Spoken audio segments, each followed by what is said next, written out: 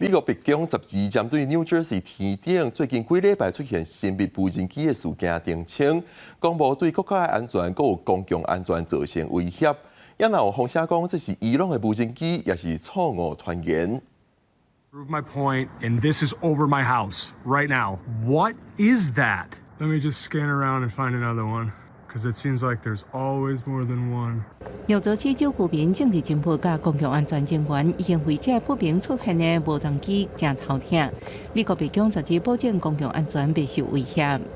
Many of the reported sightings are actually manned aircraft that are being operated lawfully. There's just no indication that this is some sort of foreign malign activity, or in fact even criminal. 根据联邦航空总署报告，11月中在纽泽西州的莫里斯郡附近发现无人机，有人形容差不多甲脚踏车或一个汽车遐尼大。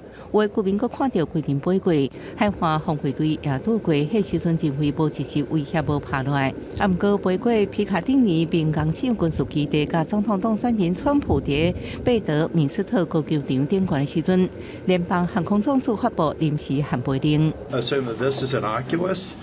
But look how vulnerable 4 weeks of drones and overflight and dozens of sightings in a given 24-hour period. If only to tell the American people who owns them, who's flying them, what they are, the lack of information.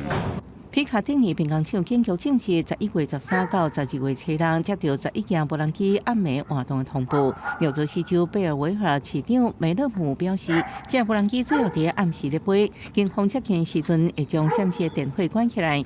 共和党籍国会议员范德鲁指出，这无人机为伊朗伫美国东岸的武南来。我国大学回应美国研发无伊朗专家，也无索回武南派出的无人机飞向美国。公视新闻恩文玲报道。